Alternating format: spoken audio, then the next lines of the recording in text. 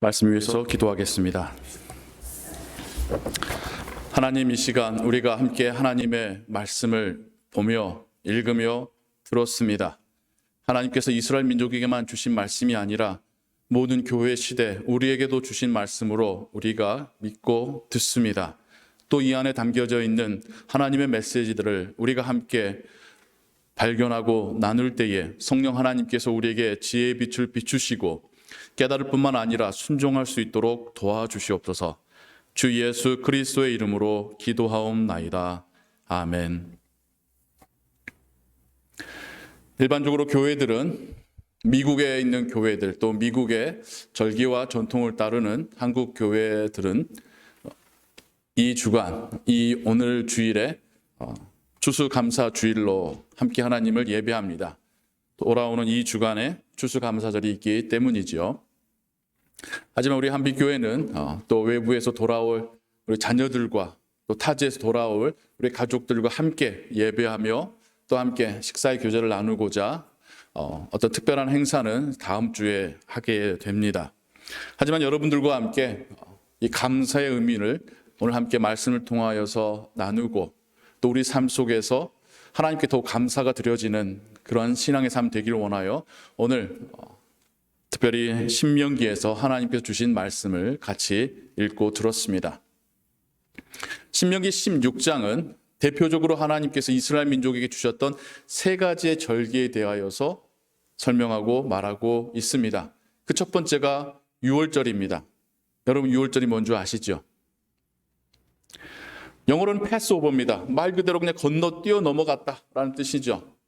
여러분 아시다시피 하나님께서 이스라엘 민족을 그 종살이하고 있었던 이집트에서 구원하려 데리고 나오시려 모세를 보내셨고, 모세의 입술을 통하여 바로 왕에게 내 백성 보내라 명령하셨지만 바로 왕은 거절합니다.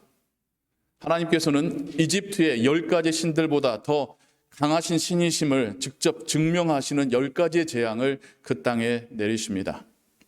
9가지까지는 이스라엘 민족이 뭘 해도 해야 되는 게 없었어요. 그냥 가만히만 보고 있어도 하나님이 이집트와 이집트의 신들을 벌하시는 것을 볼 뿐이었습니다. 하지만 10번째 심판과 재앙만큼은 달랐습니다. 모든 첫 소생이, 심지어 왕으로부터 백성까지, 심지어 그 가축까지도 첫 소생이 죽음을 당하게 될 것이라고 하는, 어쩌면 그 안에도 하나님께서 우리 죄 때문에 그 독생자를 죽이셔야 했었던 그 마음과 그 계획이 담겨져 있는 재앙이었습니다. 이때 이스라엘 민족은 무언가를 해야 했습니다.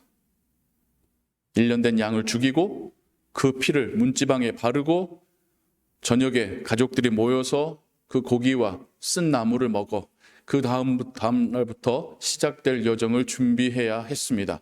죽음의 천사가 그 땅 가운데 임했을 때에 그 피가 칠해진 어린 양의 희생이 보여지는 집은 패스오버, 넘어갔기 때문에 그 집에는 죽음이 임하지 않게 되지요. 구원이 임하게 되었습니다. 그 피가 칠해지지 않은 집에는 심판이 임하였습니다.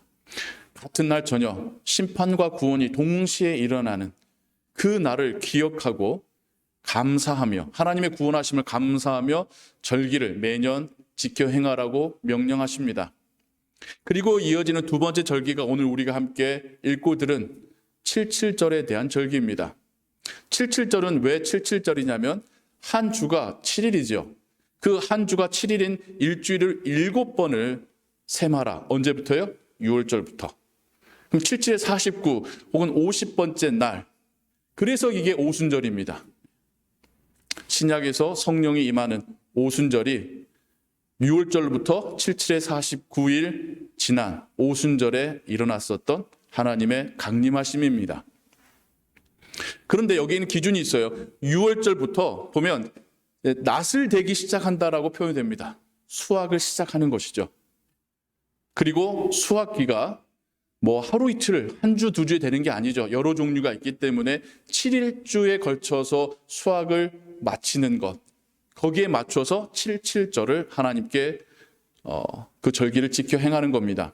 이때 오늘 우리가 읽었었던 말씀처럼 모든 이들이 기뻐하며 감사하며 하나님 앞에 이 절기를 드리라라고 합니다.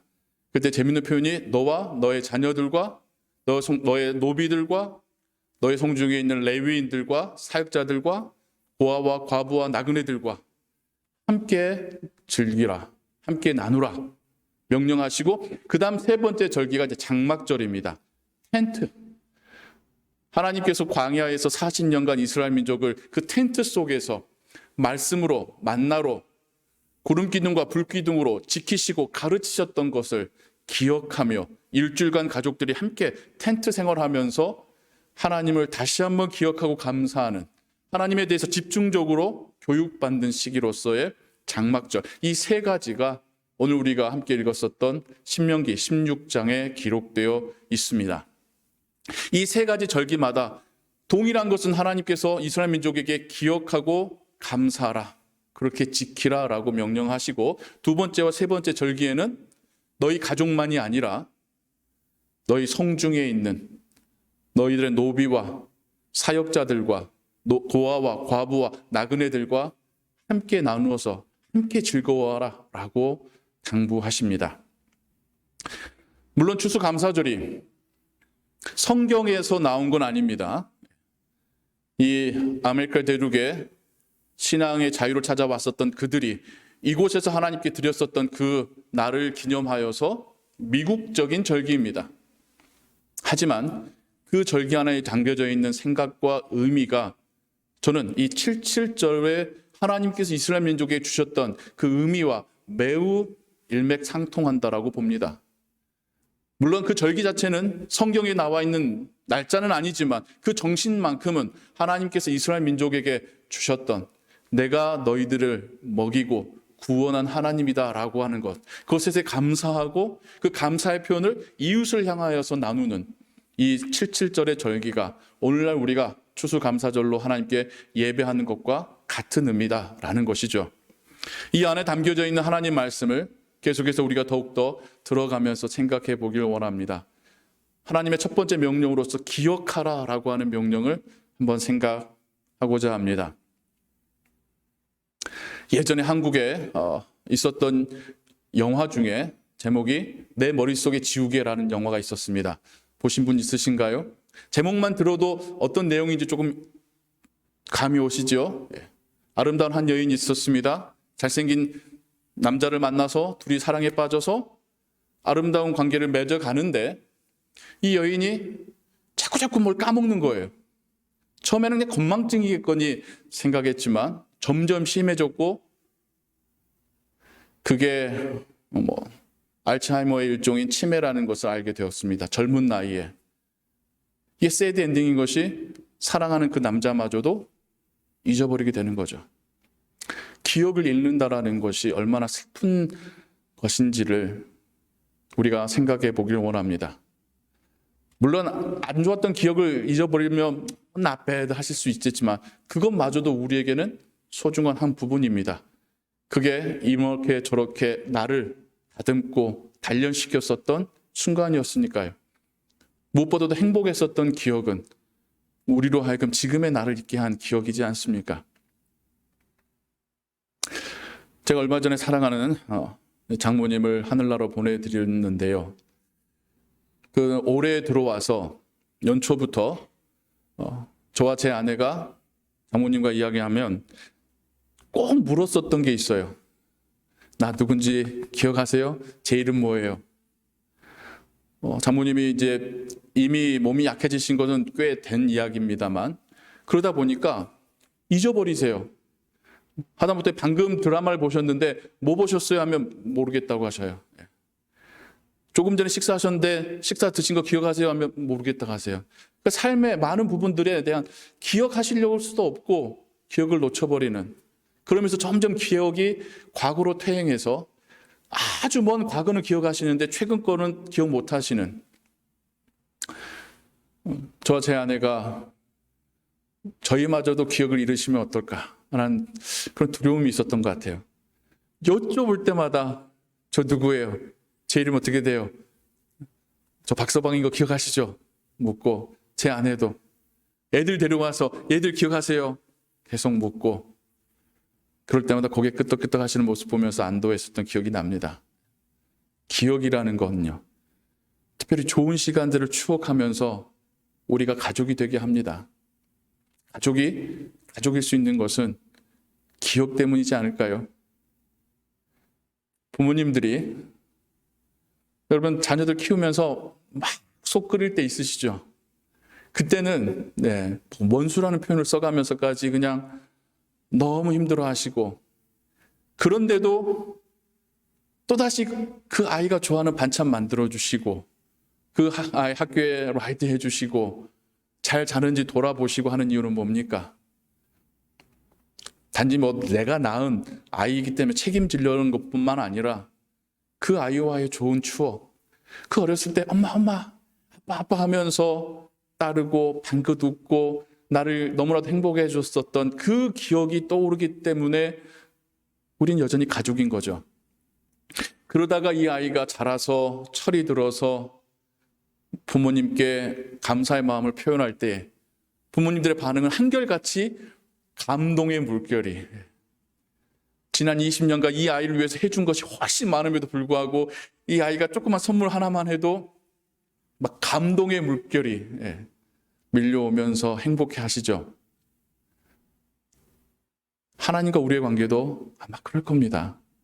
우리가 하나님 앞에 좋은 아이들일까요? 좋은 자녀일까요? 우리의 자녀들이 우리한테 24시간 굿 키즈는 아니듯이 우리도 우리 부모님들한테 그랬습니다. 마찬가지로 우리가 우리 하나님한테 그렇게 썩 좋은 자녀들은 아닐 거예요. 그런데도 하나님은 우리와의 그 좋은 추억, 그 기억하시면서 다시 우리를 참아주시고 다시 용서하시고 못난 우리에게, 여전히 불순종하는 우리에게 필요한 것들로 채워주시는 하나님이십니다. 그 하나님이 우리에게 너와 나의 좋았었던 그 때를 기억하라라고 당부하고 계십니다. 기억해야지 감사할 수 있습니다. 기억해야지 회복할 수 있습니다. 과거를 잃어버리고 지금만 보면요, 힘들 때는 관계가 끊어질 수밖에 없잖아요. 근데 조금 힘들어도 내가 지난날 하나님이 나를 어떻게 구원하셨고 어떻게 나에게 은혜 베푸셨는지를 기억한다면 지금의 어려움을 이겨낼 수가 있죠. 우리도 기억해야 합니다. 예수님을 영접하기 전 내 마음 가운데 불안과 불만과 의심과 미움과 다툼으로 가득했었던 나의 장래와 나의 영원한 삶에 대해서 확신이 없었던 그 시대를, 그때를 기억하시며 예수 그리스도로 구원받아 나의 삶에 대해 확신을 가지고 하나님의 나라를 소망하고 있는 지금을 느끼시며 감사하시기 바랍니다. 힘들었던 때가 있었지 않습니까? 예전에 처음 이민 와서 얼마나 힘들었습니까?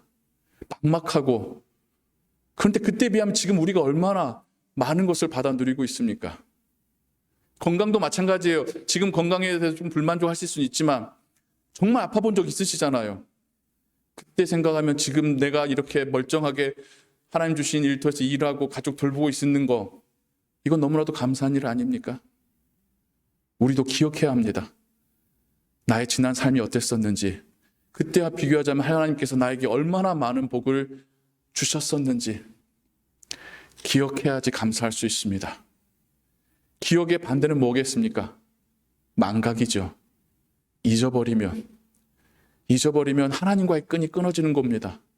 잊어버리면 감사할 수도 없습니다. 잊어버리면 하나님으로부터 더 멀리 떠나게 됩니다.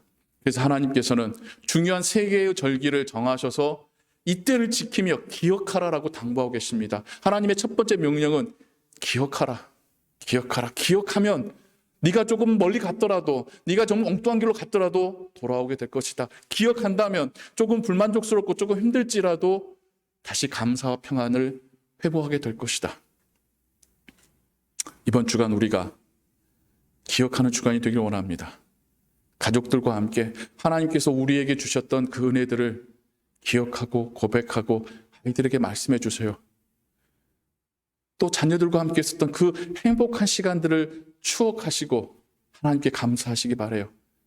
할 수 있다면 자녀들과 함께 기억에 남을 행복한 시간을 만드시기 바랍니다. 그게 아이들에게 물려줄 수 있는 선물이고 유산입니다. 우리가 아이들에게 항상 좋은 부모일 수는 없어요. 그런데 아이들도 부모와 함께 있었던 그 좋았던 기억, 그것 때문에 자꾸 살아가기도 합니다. 두 번째로 하나님께서 이스라엘 민족에게 주셨던 명령은 감사하랍니다. 기억하는 게 우리의 머리와 우리의 지성으로 하는 행위라고 한다면 감사는 우리 가슴으로 내려와서 우리의 감정으로 하나님께 반응하는 것이겠죠. 감사를 억지로 할 수는 없습니다. 억지로 하는 건 감사하는 척하는 거지 진짜 감사가 아니죠. 감사는 반응입니다. 하나님께서 나에게 베푸신 그 구원을, 그 은혜를 떠올리고 확인했을 때에 우리 가슴에서 나오는 반응이, 감정적 반응이 감사입니다. 그래서 기억을 먼저 해야 되는 거고요. 기억의 반응으로서 감사해야 합니다. 감사는 우리의 마음을 하나님의 은혜로 가득 채울 것입니다. 감사는 우리로 하여금 하나님 나라 향해 가는 이 발걸음의 등불이 되어줄 겁니다. 우리가 하나님께 감사할 때에 하나님은 우리가 느끼는 것보다 더 크게 기뻐하시며 행복해 하십니다. 우리가 하나님을 즐겁게 할 수 있고 영화롭게 할 수 있는 것은 우리의 몇 푼의 돈이 아니라 하나님께 진심으로 감사하는 겁니다. 마치 자녀들이 여러분에게 정말 진심으로 감사하는 그 조그만 것에 감동받아서 눈물 흘리듯이 우리가 감사하는 것 이상으로 하나님은 기뻐하시고 또 우리 삶 가운데 그 은혜로 함께 하실 줄을 믿습니다. 기억의 반대가 망각이라며 감사의 반대는 뭘까요? 전 당연하게 여기는 거라고 생각을 해요. 내가 지금 누리는 것들, 이거 당연한 것처럼 생각한다면 그게 감사의 반대이겠죠. 우리가 누리는 것 중에 당연한 것이 뭐가 있겠습니까? 내가 뭐 노력한 것도 있겠지만 하나님의 은혜 없었으면 노력할 기회도 없었습니다. 노력해도 결과가 없었을 것입니다. 결과가 있었어도 내게 남아있지 않았을 겁니다. 하나님의 은혜 없이 된 것 없습니다. 우린 너무나도 대가 없이 받았는데 그것에 대해서 당연하게 생각해서는 안 되겠죠. 감사해야 합니다. 내가 가진 것들에 대해서, 내가 누리고 있는 것들에 대해서 감사해야 됩니다. 감사하지 않으면 내가 못 가진 것에 대해서 원망하게 됩니다. 불만족 가지게 되죠. 하지만 하나님께서 나에게 주신 것에 대해 감사할 때에 그거 자체로 우리는 하나님께 감사하며 지금의 나의 삶에 대하여 하나님께 찬양드리며 살아갈 수 있습니다. 감사하는 모습은 우리가 자녀들에게 보여줄 수 있는 가장 중요한 교육입니다. 우리가 불만족스러워하면요, 자녀들도 만족을 모르며 삽니다. 우리가 감사하며 살면요, 자녀들도 작은 것에 감사하고 행복해하며 삽니다. 어떤 삶을 살도록 여러분 가르치시겠습니까? 많이 벌어도 여전히 목말라하며 불만족하며 살아가는 삶을 가르치시겠습니까?